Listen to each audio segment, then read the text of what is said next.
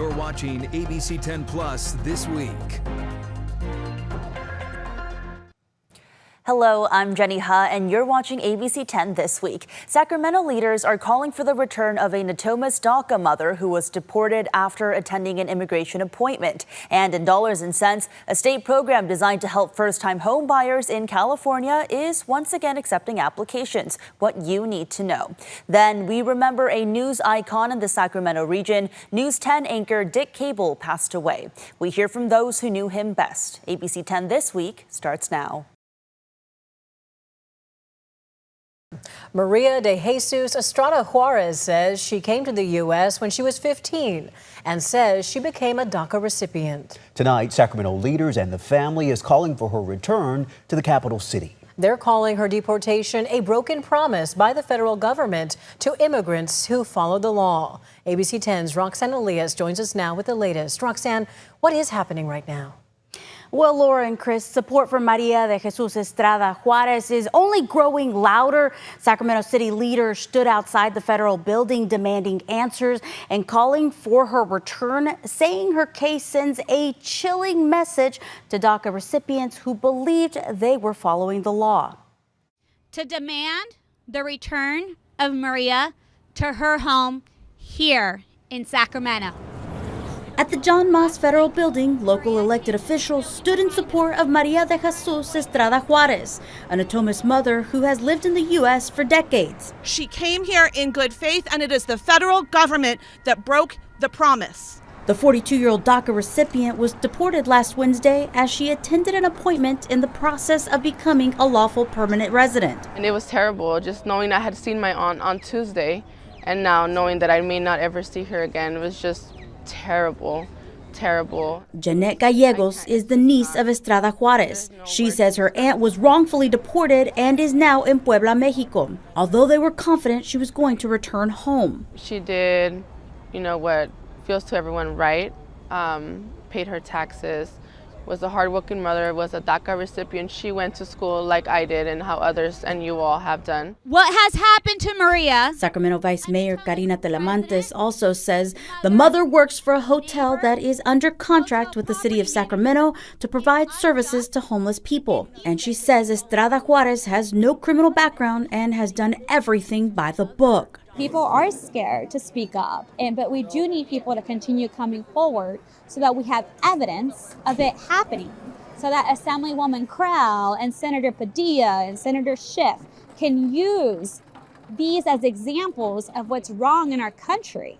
Talamantes says she knows of at least 3 other DACA recipients who have also been deported. She added that it's hard to keep up with the numbers because not everyone speaks up. It's incredibly fear and anxiety inducing for the community, but I also hope that DACA recipients and others living in our community see the response and see that the Sacramento community wants them here.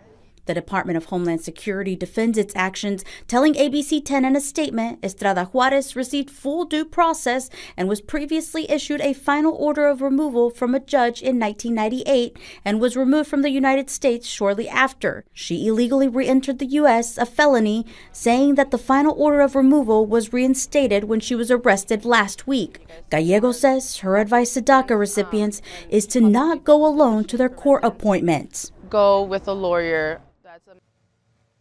Maria de Jesus Estrada Juarez sent us a statement reacting to the press conference that happened earlier, saying in part that she's overwhelmed by the support from the Sacramento community during what she calls a painful time. She says that Sacramento is the only home she's ever known, where she raised her daughter and built her life, and she's holding on to hope that she'll soon return to her family. She's also now has a lawyer. That's what we hear from Telemantes. Chris, Laura. Okay, thank you for that update, Roxanne Elias. How well is California spending your money on homelessness? Thank you for joining us. I'm Alex Bell. That was the very topic of an oversight hearing today at the Capitol. ABC10's Becca Habegger followed the meeting and joins us now live in studio. Yeah, Alex, the oversight hearing comes nearly 2 years after that infamous audit found the state was doing a poor job tracking and spending outcomes for many of its homelessness programs. So I spoke with 2 state lawmakers on both sides of the aisle for their updates on the issue. homelessness the never-ending story. I want to make sure that every dollar is accounted for. That's Democratic State Senator Melissa Hurtado and Republican Senator Roger Nilo, both members of this Senate Budget and Fiscal Review Subcommittee. We need to be able to use the data system to make real choices. On Thursday, members heard from two of the biggest entities using your tax dollars to address the homelessness crisis, the Department of Housing and Community Development and the Interagency Council on Homelessness, or CAL-ICH. California has now the strongest data infrastructure we've ever had to answer these really important questions. That's a change from 2 years ago when a report from the state auditor found CAL-ICH, which is responsible for coordinating agencies and allocating resources for homelessness programs, stopped tracking spending on programs and outcomes in 2021, despite the continuous funding from the state. What we need to talk about is outcomes. That's what that audit showed. There was really very little accountability for that.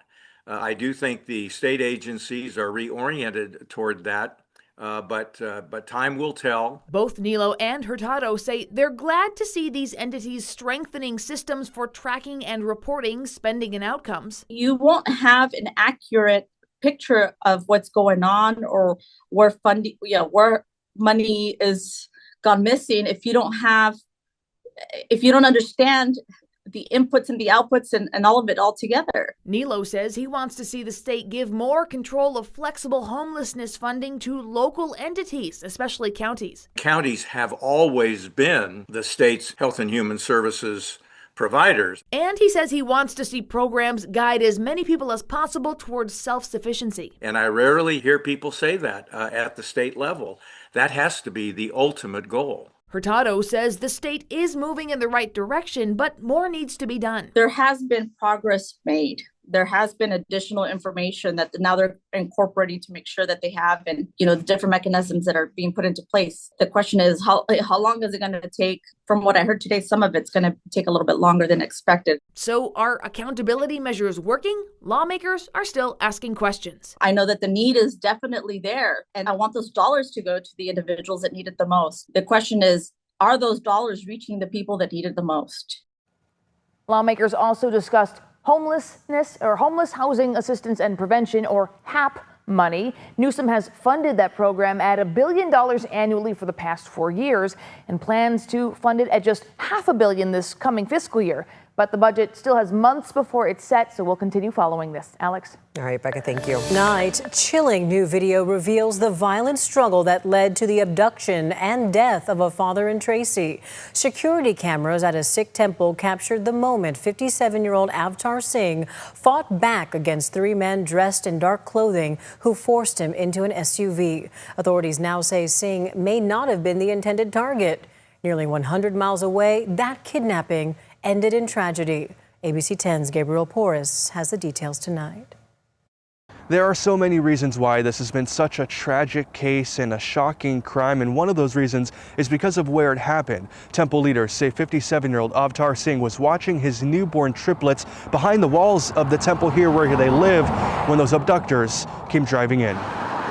At Tracy's Sikh temple Tuesday, security cameras captured the struggle. A crew of 3 dark-clothed abductors and the temple's cook who tried to escape. He fought like a man who was proud and was not going to be taken. San Joaquin County Sheriff says Avtar Singh was not the person who the group was looking for in the first place. It appears that he was not the intended target. They just approached Mr. Singh and had a conversation with him.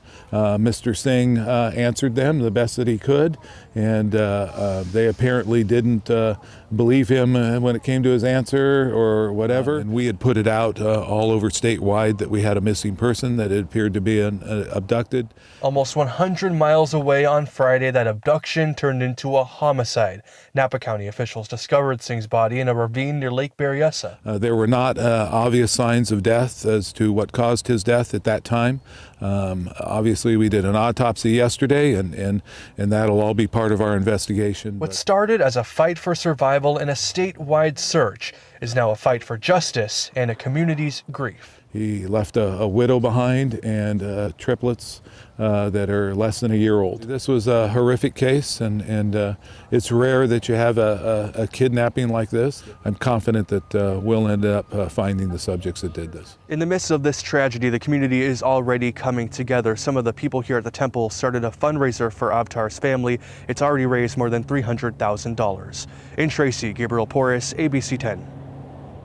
Investigators say they found the white SUV originally used in the abduction. They are asking anyone with information to call the sheriff's office. Legendary news anchor Dick Cable has passed away.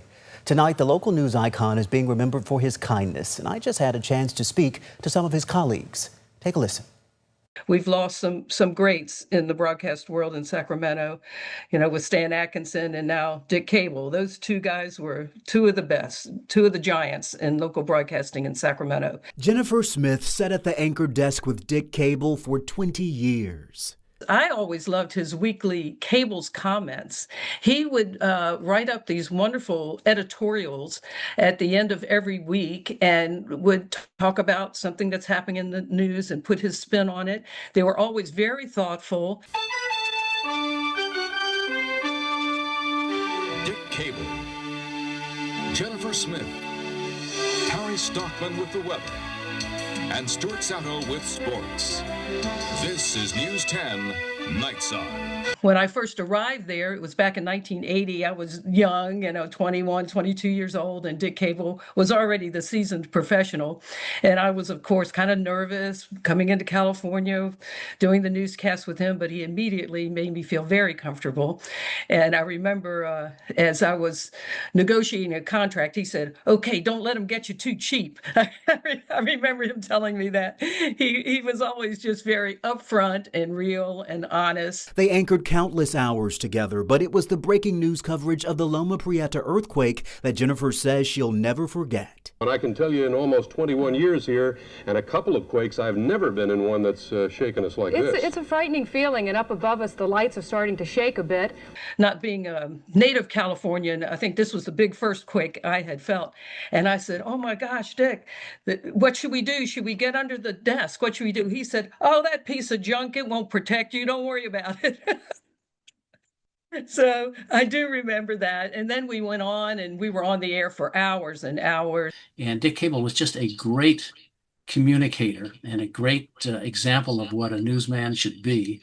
And he did wonders for Channel 10, and he did wonders for the community as well. That coming from Steve Swat, a former rival at KCRA. It was fun working against him. I mean, because he was a great anchor at Channel 10, and we had this huge rivalry, and so it was always interesting to find out, what Channel 10 would come up with that we didn't have. A beloved colleague and friend, gone but never forgotten. He was just always steady, calm, so intelligent, so perceptive, and he was very connected in the community. I think he was so well respected and so loved. And tonight, former meteorologist Harry Stockman is remembering Cable for his kindness, saying he will be missed by so many people. He says Cable did a great job on the air and he was relaxed about it. The two worked together from 1983 to 1995. They also covered the Loma Prieta earthquake together. This is a silly thing to think about right now, and I just heard about Dick, so it hasn't really quite hit me yet. But I remember once when one of those scoop lights, the lights blew up and the molten glass came down on my back and on his too, and we're trying to fix each other all during commercial break and then going on the air immediately thereafter. He was a man who cared about other people, and you could tell that by his delivery. Tonight, former News 10 reporter Dan Adams wrote on social media, quote, "It is with great sadness that I learned tonight former KXTV anchor Dick Cable died today. I worked with Dick for 28 years. He was so kind, professional, dedicated, observant, and had a quick wit." So tonight, we remember Dick Cable, a legacy in this newsroom. A new poll is shining light on how Californians feel about the government, given recent events like the immigration operation in Minnesota and Governor Gavin Newsom's proposed budget for the next year. A top takeaway, there's a five-way tie in the race to succeed Newsom. ABC 10 State Matters political reporter Jenny Huh joins us now with the details. Jenny. Well, what we've heard time and time again is that it's still a fluid race with no clear frontrunner. Political experts say this poll is one of the top-rated nonpartisan ones out there, and it also reiterates there's no clear direction of the race. It's kind of like anything could happen. Anybody's ball game on the Republican side, anybody's ball game on the Democratic side. Some of us would rather see a purge than a surge because we want to get rid of some of these candidates. But the consensus by political experts on a new survey by the Nonpartisan Public Policy Institute of California is there's no frontrunner on either side of the aisle in the race to succeed Governor Gavin Newsom. Even those leading in the poll are technically tied due to the margin of error. So if one is 10 and one is 14, mathematically, it's essentially saying they're tied. Likely voters are closely divided between five candidates, 14% for Republican former Fox News host Steve Hilton, 13% for Democrat former Congresswoman Katie Porter, 12% for Republican Riverside County Sheriff Chad Bianco, 11% for Democratic Congressman Eric Swalwell, 10% for Democrat billionaire Tom Steyer. Steyer coming up is a function of a massive amount of spending. Steyer has been the top spender so far in campaign ads, which we will see more of from more candidates soon, experts say. The average voters who aren't even paying attention to this race yet. Nearly 50% of likely voters surveyed say they're not following the race, and 61% of likely voters say they're satisfied with the candidate choices. An interesting base, the independent voters. The poll shows 15% are for Porter, 11% for Hilton and Steyer, 9% for Bianco, and 8% for Swalwell. But those are exactly the kind of voters that don't vote in primary elections. Election data expert Paul Mitchell notes in primaries, it's often the most partisan and engaged voters that go to the polls. Those people who are either turning out because they're extremely angry with what's happening with Trump or extremely excited about what's happening with Trump. Of those surveyed, over 30% say cost of living and the economy is the top state issue, and 37% say threats to democracy is the top national issue. And show those California voters what you will do to make their life better. And the elephant in the room, Newsom, who maintains an approval rating in the 50s and is on a nationwide book tour for his memoir, Young Man in a Hurry. He can walk and chew gum, but whatever he does at this point is going to be viewed through a lens of he's running for president. Now, the poll also shows Californians are divided on how to deal with the state budget deficit. 43% say through spending cuts, 39% say a mix of cuts and tax increases, and a majority support more taxes for the wealthy, like the proposed billionaires tax. Chris, Laura. All right, Jenny Huh, thank you. We do want to note Republican strategist Tim Rosales represents Republican candidate John Slavitt in the race. To the points, Alex Bell sat down with top Democrats in the race. Coming up at 6:30, we hear from gubernatorial candidate Katie Porter. We're also working to sit down with the Republican candidates as we continue our coverage of the race for California's next governor. You can find the interviews on ABC 10 Plus. In tonight's Dollars and Cents, a state program aimed at helping first-time home buyers is back. Just this week, the California Dream for All program reopened its application period. It's one of several tools and tactics to help first-time home buyers afford a home. It's no secret, housing in California is expensive. One way to help more people attain home ownership is California's Dream for All program. It reopened its application window this year from February 24th to March 16th. The program allows qualifying people to borrow a 20% down payment from the state to buy their first home. If there's a chance you qualify for it, I think that's a great opportunity for first-time buyers. How can first-time home buyers best position themselves to get the house of their dreams, the house that they can afford that fits their budget? You have to have a strong pre-approval. He says getting pre-approved for a home loan is relatively simple. Most loan applications can be done online. He says you would typically upload documents like pay stubs, W-2s, bank statements, and tax returns. Then you'll speak with a lender to discuss your budget and what loans you qualify for. You want to know before you start shopping how much your payment's going to be, how much cash you're going to need, just so you're looking at homes that fit your budget. Working with an experienced real estate agent can also help you find the right property that fits your needs as well as your budget. Otto reminds buyers to be open-minded and be ready for potential sacrifice or compromise. And just because you qualify for a certain loan amount doesn't necessarily mean that amount is right for you. Just because I can approve someone for $1 million house, they may only be comfortable with a $600,000 house because that payment fits their budget. So it's not about how much you can qualify for. It's about let's find you a home with a payment that you can afford. I take a deeper dive in the California Dream for All program in a previous Dollars and Cents. You can find that information and watch that story on our website and streaming on our free ABC10 app. Email me your money questions at lpainter@abc10.com. More than 120 years ago, a group of Black singers stood right here, performing for an interracial audience in a state that had once allowed slavery. These faces, frozen in time from 1903, belong to the Yolo Singing Club, a group of African American performers whose voices once filled this same stage. Their story might have stayed hidden, if not for UC Davis graduate students like Serena Crawford. When we talk about this story, it's not that we discovered it, it's that we're illuminating it. People have been trying to tell this story. The elders have been trying to get it out for dozens of years. Digging through county archives, property records, and family histories, Crawford and her classmates uncovered something powerful. A thriving Black community in 19th century Woodland, made up of people once enslaved who built new lives in California. What really stands out is the fact of their resilience and their ability to create opportunities for themselves in a place that they were brought enslaved. California entered the Union as a free state in 1850, but enslaved people were still brought here.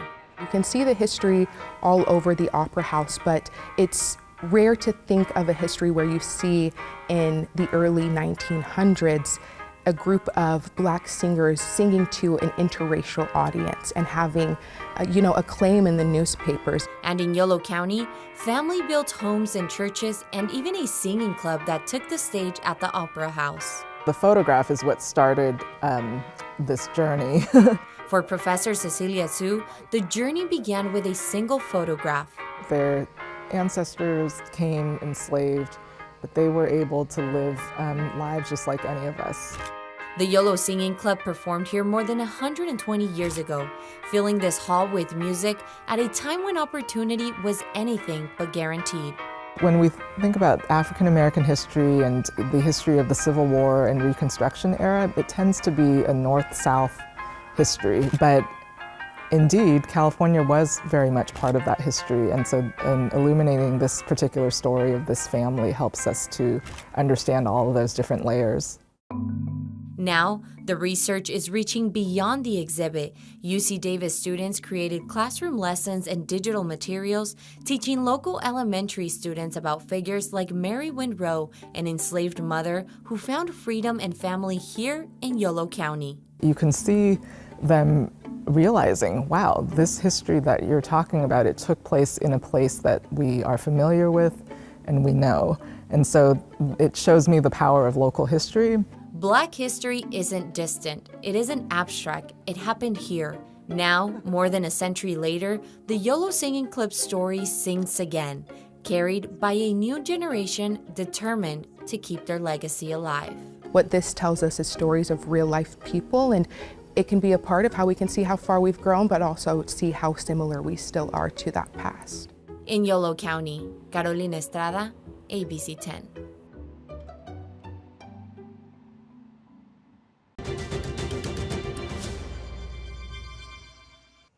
From neighbors helping neighbors to inspiring acts of kindness, each week we bring you a champion of hope. Now, most 15-year-olds are just learning how to drive, but tonight we introduce you to one Lincoln teen who is already chasing a NASCAR dream. Yes, you heard that right. Kylie Glick spends her Saturday nights doing homework of different kinds. She's studying laps, perfecting turns, and pushing her limits at the All-American Speedway out in Roseville. Racing runs in her blood. She is a fourth-generation driver, but Kylie is carving out her own lane in a sport that is still largely dominated by men. Now, her journey from local short tracks to big-time aspirations is also featured in a series that highlights grassroots racers with big dreams. And for Kylie, every lap is one step closer to NASCAR. When you put your helmet on, like everything else is silence. It's only you in the car, you and your thoughts. Everything slows down. Kylie says that she hopes her story inspires other young girls to chase whatever dream gets their heart racing. And judging by her momentum, this is one driver I'm expecting that we'll hear a lot more about in the future, too.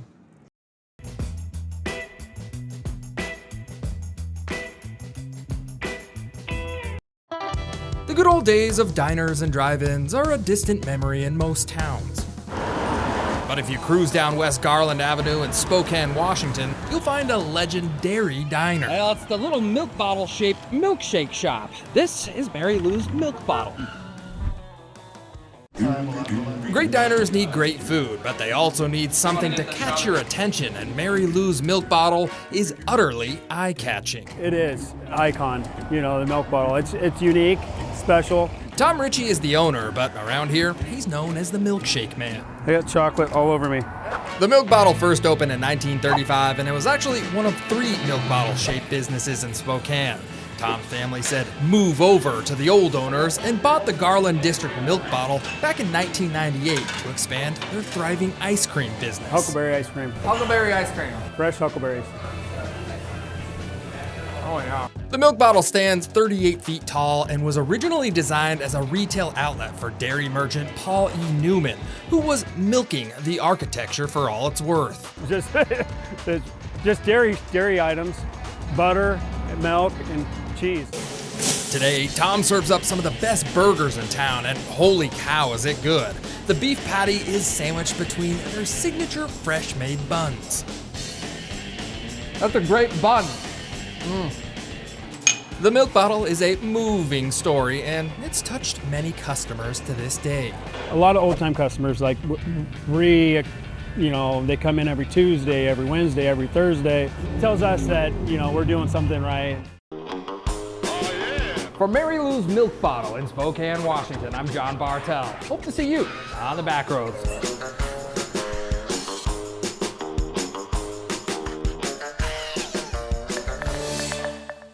Thanks for watching ABC 10 this week. We're here 24/7 on the free ABC 10 TV streaming app. You can get your local news and weather anytime, anywhere. I'm Jenny Huh. Take care, and I'll see you next time.